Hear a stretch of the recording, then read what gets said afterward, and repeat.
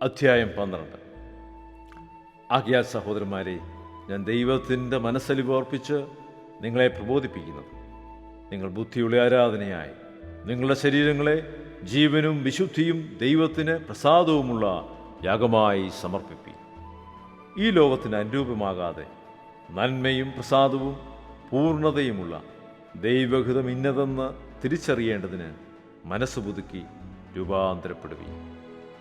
ഭാവിക്കേണ്ടതിന് മീതെ ഭാവിച്ചുയരാതെ ദൈവം അവനവന് വിശ്വാസത്തിൻ്റെ അളവ് പങ്കിട്ടതുപോലെ സുബോധമാകും വണ്ണം ഭാവിക്കണമെന്ന് ഞാൻ എനിക്ക് ലഭിച്ച കൃപയാൽ നിങ്ങൾ ഓരോരുത്തരോടും പറയുന്നു.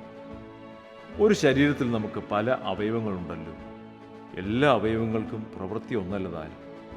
അതുപോലെ പലരായ നാം ക്രിസ്തുവിൽ ഒരു ശരീരവും എല്ലാവരും തമ്മിൽ അവയവങ്ങളുമാകുന്നു. ആകയാൽ നമുക്ക് ലഭിച്ച കൃപയ്ക്കൊത്തവണ്ണം വെവ്വേറെ വരമുള്ളതുകൊണ്ട് പ്രവചനമെങ്കിൽ വിശ്വാസത്തിനൊത്തവണ്ണം, ശുശ്രൂഷയെങ്കിൽ ശുശ്രൂഷയിൽ, ഉപദേശിക്കുന്നവനെങ്കിൽ ഉപദേശത്തിൽ, പ്രബോധിപ്പിക്കുന്നവനെങ്കിൽ പ്രബോധനത്തിൽ, ദാനം ചെയ്യുന്നവൻ ഏകാഗ്രതയോടെ, ഭരിക്കുന്നവൻ ഉത്സാഹത്തോടെ, കരുണ ചെയ്യുന്നവൻ പ്രസന്നതയോടെ ആകട്ടെ. സ്നേഹം നിർവ്യാജമായിരിക്കട്ടെ. തീയതിനെ വെറുത്ത് നല്ലതിനോട് പറ്റിക്കൊള്ളുവിൻ. സഹോദരപ്രീതിയിൽ തമ്മിൽ സ്ഥായി പൂണ്ട് ബഹുമാനിക്കുന്നതിൽ അന്യോന്യം മുന്നിട്ടുകൊള്ളുവിൻ. ഉത്സാഹത്തിൽ മടുപ്പില്ലാതെ ആത്മാവിൽ എരിവുള്ളവരായി കർത്താവിനെ സേവിപ്പീൻ. ആശയിൽ സന്തോഷിപ്പീൻ, കഷ്ടതയിൽ സഹിഷ്ണുത കാണിപ്പീൻ. പ്രാർത്ഥനയിൽ ഉറ്റിരിപ്പീൻ. വിശുദ്ധന്മാരുടെ ആവശ്യങ്ങളിൽ കൂട്ടായ്മ കാണിക്കുകയും അതിഥി സൽക്കാരം ആചരിക്കുകയും ചെയ്യുവീൻ. നിങ്ങളെ ഉപദ്രവിക്കുന്നവരെ അനുഗ്രഹിപ്പീൻ, ശപിക്കാതെ അനുഗ്രഹിപ്പീൻ. സന്തോഷിക്കുന്നവരോടുകൂടെ സന്തോഷിക്കുകയും കരയുന്നവരോടുകൂടെ കരയുകയും ചെയ്യും.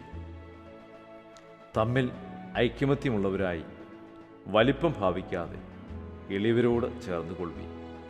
നിങ്ങളെ തന്നെ ബുദ്ധിമാന്മാർ എന്ന് വിചാരിക്കരുത്. ആർക്കും തിന്മയ്ക്ക് പകരം തിന്മ ചെയ്യാതെ സകല മനുഷ്യരുടെയും മുമ്പിൽ യോഗ്യമായത് മുൻകരുതി കഴിയുമെങ്കിൽ നിങ്ങളാൽ ആവോളം സകല മനുഷ്യരോടും സമാധാനമായിരിക്കും. പ്രിയമുള്ളവരെ, നിങ്ങൾ തന്നെ പ്രതികാരം ചെയ്യാതെ ദൈവകോപത്തിന് ഇടം കൊടുപ്പീൻ. പ്രതികാരം എനിക്കുള്ളത്, ഞാൻ പകരം ചെയ്യുമെന്ന് കർത്താവ് അരുളിച്ചെയ്യുന്നു. എന്നാൽ നിന്റെ ശത്രുവിനെ വിശക്കുന്നുവെങ്കിൽ അവന് തിന്മാൻ കൊടുക്കുക, ദാഹിക്കുന്നുവെങ്കിൽ കുടിപ്പാൻ കൊടുക്കുക. അങ്ങനെ ചെയ്താൽ നീ അവൻ്റെ തലമേൽ തീക്കനൽ കുന്നിക്കും എന്ന് എഴുതിയിരിക്കുന്നുവല്ലോ. തിന്മയോട് തോൽക്കാതെ നന്മയാൽ തിന്മയെ ജയിക്കും.